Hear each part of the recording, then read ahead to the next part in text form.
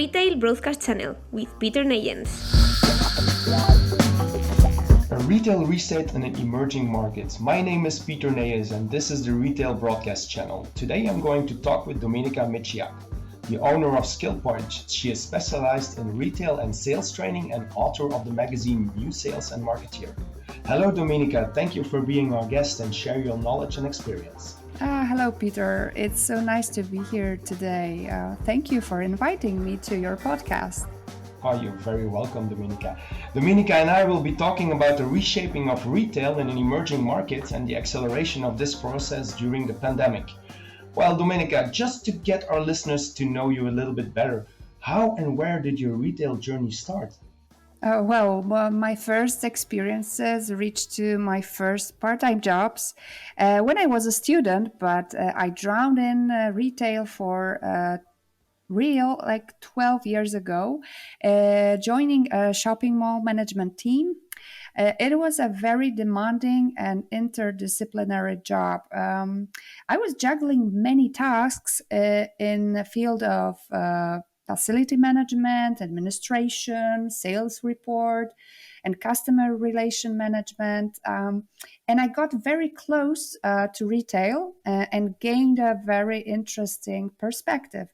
I always looked at the business through the eyes of the customer, so that job led to me be here. Yeah. You also write retail blogs. What are the main topics you handle in your blogs? Mm-hmm.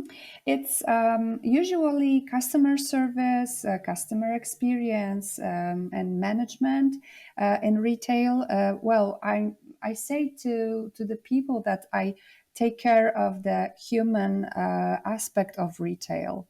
Yeah, the human aspect, absolutely. And can you also tell me how you approach your topics in your blog? The blog started in 2012. I was a bit fed up with my Excel reports working in my corporation. So I started a blog thinking that it would be my diary. I just wanted to express my views and share some interesting content I came across.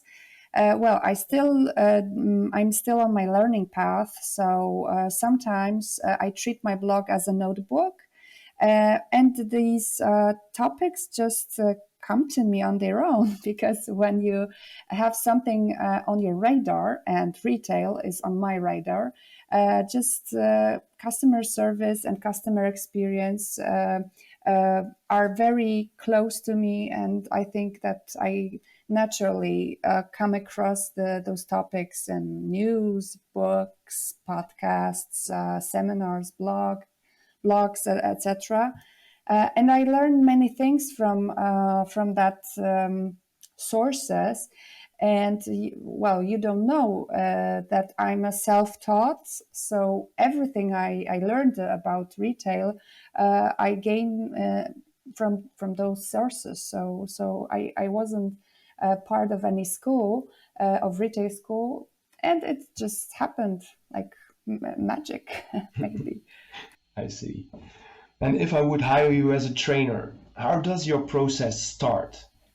Usually business owners have some particular challenges in their business, like sales, customer service issues, team management, onboarding process, etc.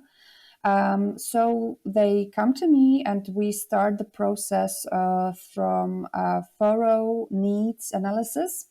When I define the best tools based on questions I ask to the CEOs and to the other employees, because what I try to investigate are the real problems, because sometimes one thing is said and under the cover there's something different. So I try to define the best tools, and we start working and on developing particular things, skills, or we introduce new standards. Well, it depends on the project, because I treat every customer very individually. because everybody and every business has different resources and needs. So every project is very individual. So now during the pandemic, many businesses switched into more agile and agile educational forms. So I deal with blended learning processes, and they are more cost effective. We can work online, and I think it's something which seemed to be impossible 3 or 5 years ago. So it has been a huge shift for retail business and their cooperation with me. Yes, yes, amazing. And as a trainer, what is the importance of good trained personnel and what are the advantages? I think the well trained personnel can be a huge market advantage, especially in terms of customer loyalty. And research shows that customers are eager to pay more for a great customer experience. And it's a lot cheaper to maintain a relationship with an existing client rather than acquiring a new one. Well, I strongly believe in this human factor, which I mentioned before, and both in brick and mortars and online, I think everybody needs this human touch in our daily conversations and sales processes. And this cross-channel experiences, which is becoming more and more common in our business, I think gives us the really nice opportunity to grow our business. And even there, I came across a research of Adobe that shows that companies that invest heavily in cross-channel customer engagement enjoy 10% year-over-year growth. 10% higher average order value and 25% better conversions. So I think these percentages are the reason to have a great personnel and well-trained people. So, how does a general CEO think about training their personnel? Well, there are two groups of CEOs, two types, I guess. The CEOs I met on my way came across my services, and I consider them as really aware CEOs who know that personal, which is well trained as an asset, I guess. But I also experienced other type of CEOs who still believe the price is the only criterion in the customer's decision process, and they don't believe that people and this human factor can help their to increase their sales and brand loyalty and brand awareness and etc. Before the pandemic, Poland was already an emerging market. What is the impact now? Did the growth stop or slow down? Well, let's not forget that companies in Poland struggle against the economic crisis, rising inflation, and increasing fuel costs, which all translate into an overall increase in commodity prices. In addition, we are undergoing temporary supply issues. Not only with essential everyday products, but also all kinds of technological goods. And many potential customers continue to work from home or in a hybrid mode, which has completely changed their consumer behavior. As if that were not enough, the employment costs are rising because of Polish new order, like economy, a government's economy plan to raise the taxes, and etc. And even the labor force itself is much harder to acquire. of course, what we experience is also the war crisis at the Ukraine, and for the last few days, we experience something like pandemic, but much worse, I guess, a crisis which is going to influence on Polish economy, and we are going to see new problems and new challenges for the economy and Polish retail in that terms. And well, our market has changed a lot, and it's on constant change. So it's really hard to predict the future right now, especially in terms of Putin's invasion on the Ukraine, which is another game changer, I guess. What I can say more is that our market turned into e-commerce a lot, and Polish e-commerce B2C is worth over 100 billion Polish zloty, and about 90% of internet users buy online, which is a huge shift uh, comparing into the times, well, before COVID or pre-COVID times. And was the pace of technology in general following this emerging market, or did it stay behind? Because technology, it's not so easy to follow an emerging market. Mhm. I think the retailers had no other choice rather than to adjust to the new situation. And they had to redefine their business models and use the technology, which provides many interesting solutions. What I observe in Polish market are convenience stores. For example, Central and Eastern Europe chain Żabka, which is frog in English, which has launched a Żabka store and in a partnership with French Decathlon and Nano store locations. It's a self-service store concept, which is emerging in Poland.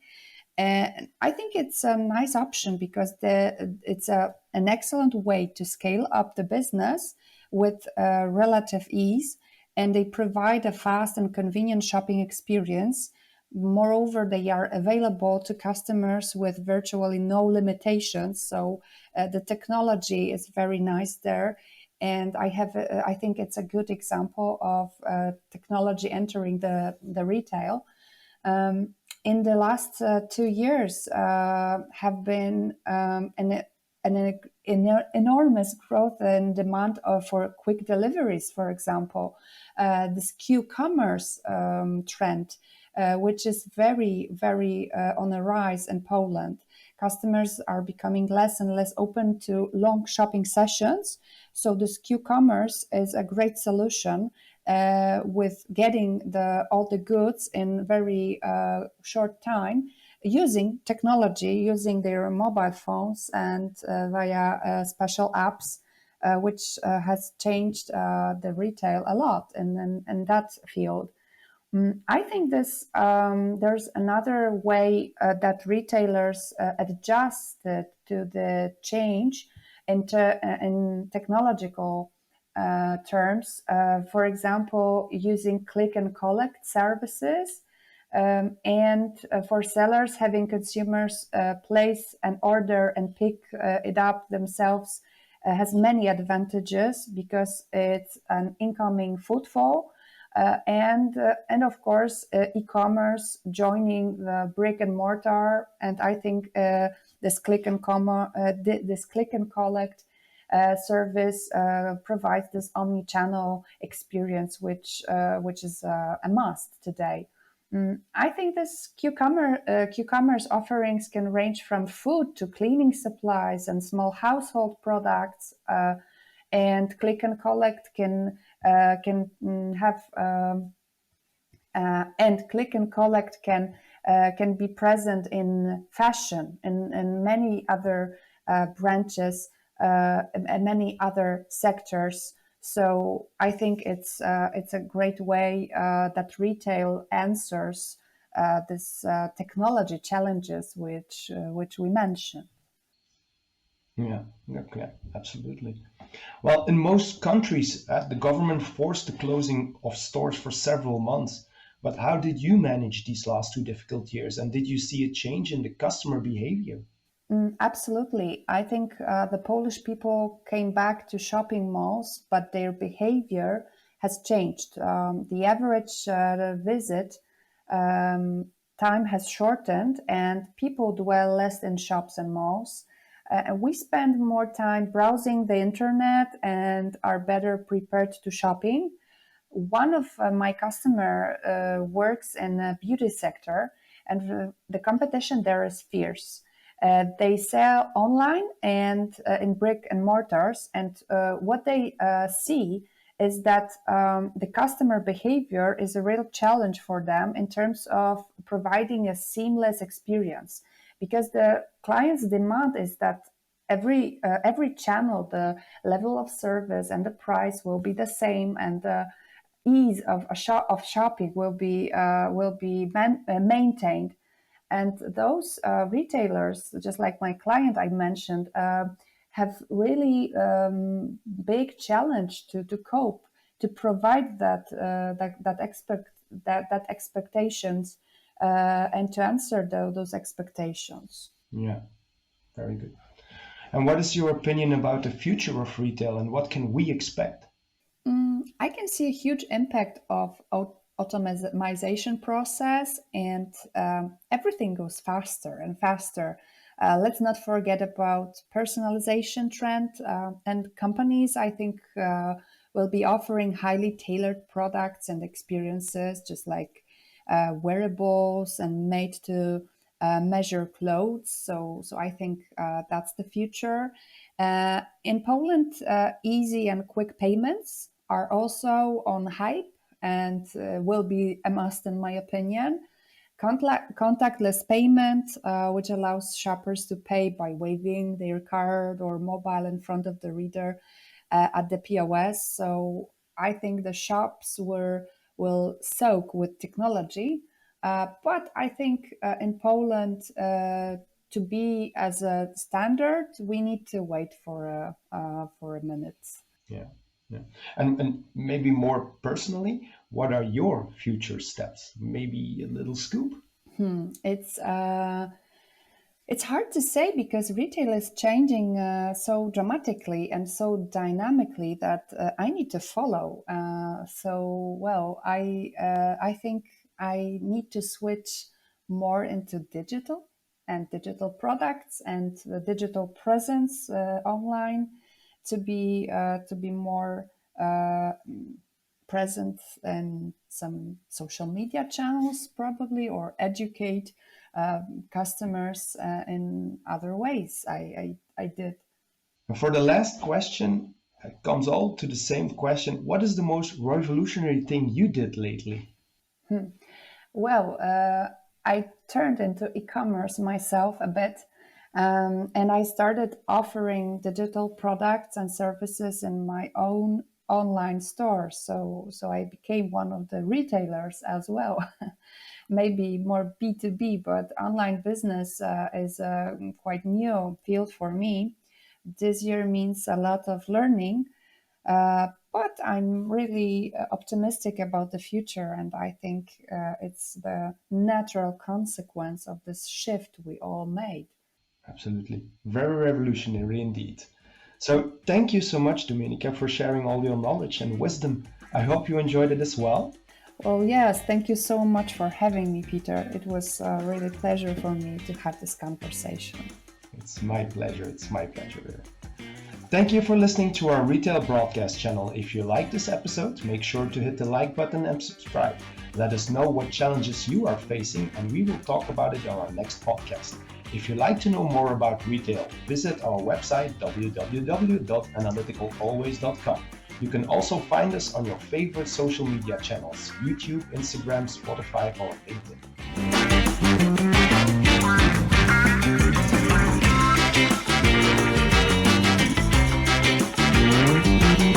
You're listening to Retail Broadcast Channel.